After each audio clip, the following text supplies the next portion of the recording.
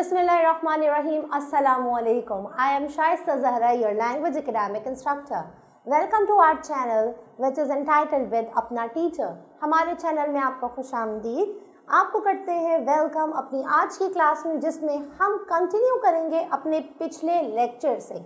हमारा पिछला लेक्चर था active and passive of past indefinite tense, जिसे हम कॉमनली जानते हैं पास्ट सिंपल टेंस के नाम से भी. आज हम उससे मज़ीद एक स्टेप आगे मूव कर रहे हैं. सिंपल सेंटेंसेस के आखिरी टेंस को डील कर रहे हैं. That is future indefinite tense, जिसे हम जानते हैं फ्यूचर सिंपल के नाम से भी.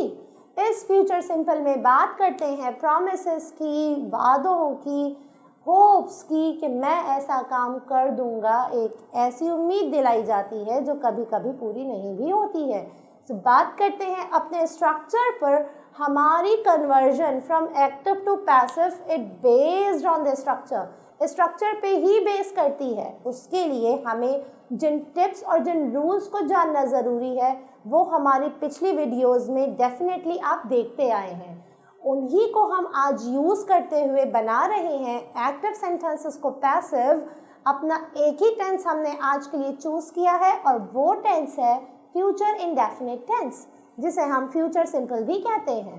उसके लिए लेकर चलती हूँ आपको स्ट्रक्चर की तरफ. स्ट्रक्चर जो हमारे पास यूज़ होता है, जिसमें हम एक्टिव सेंटेंस के स्ट्रक्चर को पहले फोकस कर रहे हैं, उस स्ट्रक्चर की तरफ आपको लेकर गए. That is subject plus will.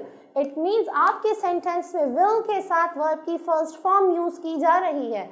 ये है आपकी एक्टिव सेंटेंस की रिकग्नाइजेशन. एक सेंटेंस में विल है और वर्ब की फर्स्ट फॉर्म है. डेफिनेटली फौरी मेरा दिमाग मुझसे कहेगा कि ये जो सेंटेंस बनाया गया है, ये बनाने के लिए जो हमने टेंस यूज़ किया है वो टेंस है future indefinite tense. Future simple को हमने यूज़ किया है और इसी को यूज़ करते हुए हमने अपना एक सेंटेंस कंपोज किया.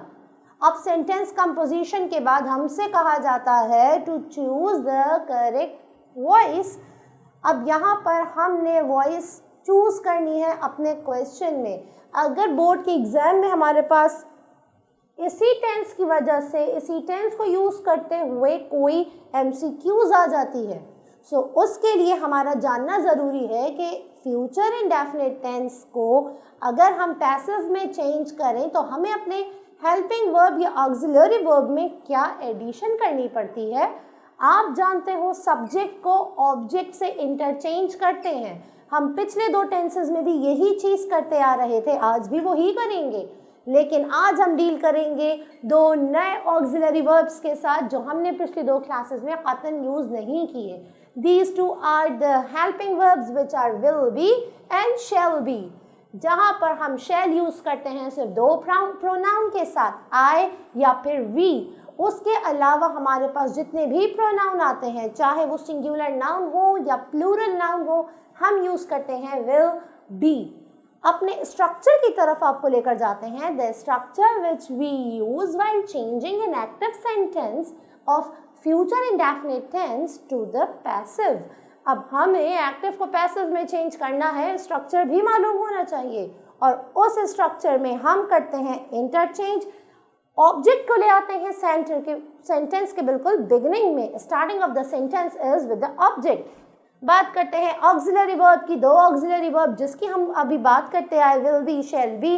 अभी थोड़ी देर पहले आपको बता दिया गया कि विल और शैल कहाँ कहाँ यूज़ किया जाता है. इस चीज़ को कतई मत भूलिएगा. उसके बाद मूव करते हैं वर्ब थर्ड फॉर्म के साथ.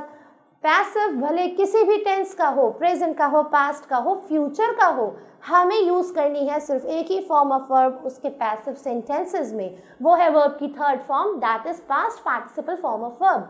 अक्सर पेपर में सवाल आता है choose the correct past participle form of the verb. उसके लिए हमें पता भी तो होना चाहिए कि ये पास्ट पार्टिसिपल आखिर कहते किसे हैं. हम अक्सर कंफ्यूज हो जाते हैं, ये वर्ब की ING फॉर्म को कहते हैं. वहाँ हम बिल्कुल गलत हैं. आज के लिए आपकी एक टिप है जहाँ हम आपको बता रहे हैं present participle form of verb is your verb ING form. जहाँ पर हम वर्ब के साथ ING फॉर्म लगा देते हैं वो है आपके पास present participle form of verb. लेकिन जहाँ पर बात आती है past participle form of verb की, वहाँ पर हम यूज़ करते हैं वर्ब की थर्ड फॉर्म.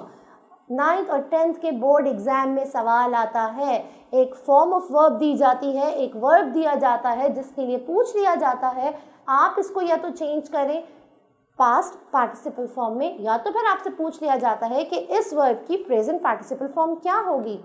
इसके लिए इन दोनों फॉर्म ऑफ वर्ब से हम आहंगी, हम आशनाई बहुत ज़्यादा ज़रूरी है, जो हमने आपको यहाँ पर एज अ टिप आज की क्लास में यहाँ पर दे दी। बात कर रहे हैं अपने सेंटेंसेस की तरफ, जहाँ पर हमारे पास सेंटेंसेस है by using future indefinite tense. ये तमाम सेंटेंसेस आपके पास बोर्ड पर नज़र आ रहे होंगे, जहाँ फिर हम डील कर रहे हैं अफर्मेटिव सेंटेंसेस के साथ, नेगेटिव सेंटेंसेस के साथ और इंटेरोगेटिव सेंटेंसेस के साथ। ऐसे सेंटेंसेस जहाँ पे हम डिक्लेरेशन करते हैं, डिक्लेयर करते हैं, कुछ ऐसे सेंटेंस जहाँ पर हम निगेट करते हैं, हम मना कर देते हैं किसी काम से। इंटेरोगेशन है जहाँ पर सवाल पूछते हैं, जहाँ पर हम क्वेश्चंस रेज करते हैं। The first sentence which we do have here is I will give you a treat. अब हमारे पास यहाँ पर एक छोटी सी कंफ्यूजन क्रिएट होती है, और वो ये कि हमारे पास सब्जेक्ट है, हमारे पास वर्ब भी है और हेल्पिंग वर्ब भी है। आपके पास आया आई जो है आपका सब्जेक्ट, ट्रीट कौन देगा? मैं दूंगी, सो मैं आपका सब्जेक्ट हूँ। विल आपके पास आया हेल्पिंग वर्ब जो हम यूज़ करते हैं एक्टिव वॉइस में। सेम हमने बात की, हमारे पास वर्ब की फर्स्ट फॉर्म भी है, हमारे पास वर्ब भी गिवन है। अब यहाँ पर जो चीज़ें हमारे पास एज अ कंफ्यूजन आई हैं वो है दो। हमारे पास है यहाँ पर यू, साथ ही साथ हमारे पास एक और वर्ड है यहाँ पर ट्रीट। अब यहाँ क्या करें, क्योंकि हम इन दोनों वर्ड्स को तो शुरू में उठाकर लिख नहीं सकते। यहाँ पर बात करें तो एक है आपके पास डायरेक्ट ऑब्जेक्ट और दूसरा है आपके पास इनडायरेक्ट ऑब्जेक्ट। अब ऑब्जेक्ट में भी हमारे पास डायरेक्ट इनडायरेक्ट पाए जाते हैं। ऐसे में हमारे पास दो तरीके से इसका पैसिव बनता है। अब आपके ऊपर है, या तो आप इस यू को अपने सेंटेंस के शुरू में ले जाओ एज द ऑब्जेक्ट, या तो फिर आप इस ट्रीट को ले जाओ। बोर्ड पर मैंने जो काम किया है वो मैंने अपना जो सेंटेंस के शुरू में वो ऑब्जेक्ट लेके गई हूँ विच इज़ अ ट्रीट। मैं इस वर्ड को सेंटेंस के शुरू में ले गई टू मेक द पैसिव, और मेरा पैसिव बना a treat will be given by me. अब यहाँ मैंने टू स्किप कर दिया है, लेकिन जाहिर सी बात है सेंटेंस में अगर कोई वर्ड है तो उसको हमें यूज़ करना है। उसको कैसे यूज़ करेंगे? Bye using a preposition. हमारे पास जहाँ पर एक ऑब्जेक्ट की बात की जाती है, किसी पर्सन को ऑब्जेक्ट बना दिया जाता है, तो ऐसे में हम बात करते हैं एक प्रेपोजिशन की विच इज टू। टू के साथ अब जो हमारा रिमेनिंग पर्सन वाला ऑब्जेक्ट था वो हम लिख देंगे to you. A treat will be given by me to you, और a treat will be given to you by me। हम इस to you को बीच में भी लिख सकते हैं just after given। वर्ब के बाद आप या तो to you पहले लिख दीजिए या तो फिर by me पहले लिख दीजिए। हमारे पास दोनों तरीके से हम पैसिव बनाएं तो वो करेक्ट होंगे, क्योंकि हमारे पास हैं दो ऑब्जेक्ट्स। अक्सर औकात हम दो ऑब्जेक्ट्स को देखते हैं, कंफ्यूज हो जाते हैं, और उसी कंफ्यूजन का इलाज है आपके पास बोर्ड पर, जहाँ पर हम एक नया प्रपोजिशन इंट्रोड्यूस करते हैं to our sentences which is to. The next one is he will buy a cell phone. भाई अपनी ईदी जमा की है, खुद अपनी भी पॉकेट मनी की सेविंग है, क्या करोगे इन पैसों से? हमने कहा that he will buy a cell phone, वो सेल फोन खरीदेगा। एक ऐसा काम है जो वो फ्यूचर में परफॉर्म करेगा। इसके लिए हमने यूज़ किया था फ्यूचर इंडेफिनिट टेंस। स्ट्रक्चर हमारा वही है, आप स्ट्रक्चर देख सकते हो, सेंटेंस देख सकते हो। A cell phone will be bought by him. By की past participle form of verb is bought, कि जिसको हमने यूज़ किया है पैसिव में, क्योंकि हमारे पास पैसिव में वर्ब थर्ड फॉर्म के अलावा कोई फॉर्म ऑफ वर्ब यूज़ नहीं होती है। ना एस और एस लगता है, ना आईएनजी लगता है, ना पास्ट सिंपल की सेकंड फॉर्म वर्ब लगती है, कुछ नहीं लगता सिवाय पास्ट पार्टिसिपल फॉर्म के which is your third form of verb. इसी तरह हम बात करते हैं एक ऐसे सेंटेंस की जहाँ पर हम मना कर रहे हैं कि फ्यूचर में ये काम नहीं होगा, उसकी और मेरी नाराज़गी हो गई है and she is going to have a party at her home, घर पे दावत कर रही है, सब दोस्तों को बुला रही है, मैंने एक प्रेडिक्शन की है शी विल नॉट इन्वाइट मी, वो मुझे नहीं बुलाएगी, नाराज़गी बढ़ी हुई है भाई, नहीं बुलाएगी। सो अब यहाँ पर हमारे पास जो यूज़ हो रहा है मी को हमें सेंटेंस के शुरू में लेकर जाना है, सो उसका सब्जेक्टिव केस है आई। आई के साथ हम विल यूज़ नहीं करेंगे, आई के साथ यूज़ करेंगे shall be. I shall be को हमने बीच में स्प्लिट किया है, why to give the space to not, हमें बीच में नॉट लगाना था, ये नॉट हम शैल बी के बाद नहीं लगाएंगे, हम शैल और बी के सेंटर में मिड में लगा रहे हैं not. I shall not B, इस नॉट को प्लेस करना है अपने ऑक्सिलरी वर्ब के सेंटर में, वर्ब के सेंटर में नॉट लगाएंगे तभी बनाएंगे इसका नेगेटिव। अब यहाँ पर आपके पास आया I shall not be invited by her, हमने शी को चेंज किया हर में और मी चला गया था शुरू में एज द सब्जेक्ट। डिस्कस किया कि आई के साथ शैल यूज होता है और जब नेगेटिव बनाएंगे तो शैल और बी के बीच में लग जाता है नॉट, अगर विल बी यूज कर रहे होंगे तो विल और नॉट के बीच में लग जाएगा be to make the negative of active to passive while using future indefinite tense। बात करेंगे अपने सेकेंड सेंटेंस की which is also in the negative form। This negative form is Dad will not punish you। Normally हम अपने वालिदैन से बात छुपाते हैं कि सज़ा मिलेगी, वो पनिश करेंगे, ऐसे में कहा गया Dad will not punish you, वो तुम्हें पनिश नहीं करेंगे। आपके पास सब्जेक्ट भी है, आपके पास वर्ब भी है और ऑब्जेक्ट भी है, हमने इसका नेगेटिव बनाया है by using you will not be punished bye dad. हमने यहाँ भी वही एक चीज़ की है, विल और बी को स्प्लिट आउट किया है और इसके बीच में लगा दिया है नॉट। नॉट लगाने की वजह ये थी कि हम बना रहे हैं नेगेटिव और उस नेगेटिव में, पैसिव के नेगेटिव में हम डेफिनेटली बीच में लगाते हैं नॉट, जिससे हम ये एक्सप्रेस कर सकें कि हमारे पास नेगेटिव सेंटेंस गिवन था। अब बात करते हैं एक ऐसे सेंटेंस की जहाँ पर वही दो वर्ब्स आप एनकाउंटर करोगे, जहाँ पर वही दो ऑब्जेक्ट आपको नजर आएंगे जिसके बेसिस पे एक होती है कंफ्यूजन क्रिएट। आपको लेके जा रही हूँ उसी सेंटेंस की तरफ which is will you grant me a leave, क्या आप मुझे एक छुट्टी दोगे।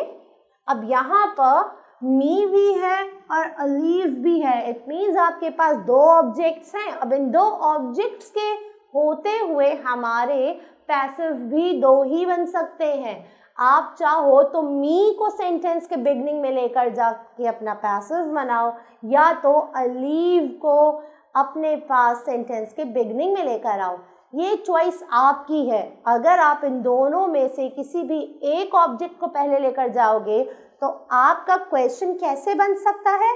Now let's see here on the board कि जहाँ पर इन रिटन हमारे पास हमने बनाया है इसी इंटरोगेटिव का पैसिव। यहाँ पर आपने यूज किया विल अ लीव, जिसमें मैं लीव को अपने पास एज एन ऑब्जेक्ट सेंटेंस के बिगनिंग में लिख रही हूँ। हमारे पास आया will a leave be granted to me. अब यहाँ टू मी क्यों आया, क्योंकि हमारे पास सेंटेंस में एक और ऑब्जेक्ट मौजूद था विच इज मी। हमने इसको बिल्कुल चेंज नहीं किया, हमने एज इट इज इसको लिखा by using a preposition that is to. So will a leave be granted to me by you. लेकिन वो स्टूडेंट्स के जो चाहते हैं इस मी को सेंटेंस के शुरू में रखना, प्रेफर करना, so will I be granted a leave by you। अब यहाँ पर हम दोनों तरीके से पैसिव बना सकते हैं और ये दोनों पैसिव हमारे सही कंसीडर किए जाएंगे। यहाँ पर देखना ये है कि हम किस ऑब्जेक्ट को प्रेफर कर रहे हैं। ऑब्जेक्ट दोनों ही है, मी भी ऑब्जेक्ट है, लीव भी ऑब्जेक्ट है। यहाँ पे चॉइस आपकी है कि आप कौन से ऑब्जेक्ट को प्रेफर कर रहे हो सेंटेंस के बिगनिंग में लिखना। दोनों में से किसी को भी आप बिगनिंग में लेकर आ सकते हो और बना सकते हो passive, but make it sure कि वर्ब की थर्ड फॉर्म भी यूज़ करो, हेल्पिंग वर्ब भी वही यूज़ होना चाहिए और बी भी आना चाहिए। जहाँ पर आप इजीली देख सकते हो हमने विल और बी को फिर से स्प्लिट आउट किया है। विल पहले है, फिर ऑब्जेक्ट है एंड उसके बाद बी आ गया है। यानी हम स्प्लिट ज़रूर करेंगे अपने ऑक्सिलरी वर्ब को जब हम बनाएंगे नेगेटिव या फिर इंटरोगेटिव सेंटेंसेस। आखिरी सेंटेंस में भी हम यही चीज़ देखने वाले हैं कि हम किस तरह से विल और बी को, जो कि हमारा ऑक्सिलरी वर्ब है, कैसे स्प्लिट करते हैं while making an interrogative sentence. Will he secure the highest marks, क्या वो हाईएस्ट मार्क्स सिक्योर करेगा, हासिल करेगा। अब यहाँ पर आपके पास सवाल था और उसी सवाल का हमने सवाल ही बनाना है। पैसिव सवाल है, एक्टिव सवाल है तो उसका पैसिव सवाल बना रहे हैं। Will the highest marks be. अब आप यहाँ इजीली ये डिफरेंस देख सकते हो कि विल और बी के बीच में हमारे पास ऑब्जेक्ट आया है। हमारे सेंटेंस का जो ऑब्जेक्ट था वो हमने प्लेस किया है, लिखा है in between our auxiliary verb, क्योंकि सवाल था कि विल को शुरू में ही आना है।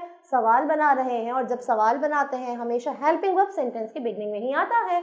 इसी तरह से हमने will the highest marks be secured by him, हमने विल बी को किया स्प्लिट आउट, और स्प्लिट आउट हमेशा तब करते हैं जब हम यूज करते हैं passive voice to make the negative and interrogatives. इस लेक्चर को मज़ीद देखते रहिएगा जब तक आपकी क्लैरिफिकेशन ना हो जाए towards the conversion of active to passive sentences. अपना ख्याल रखिएगा। अल्लाह हाफ़िज़।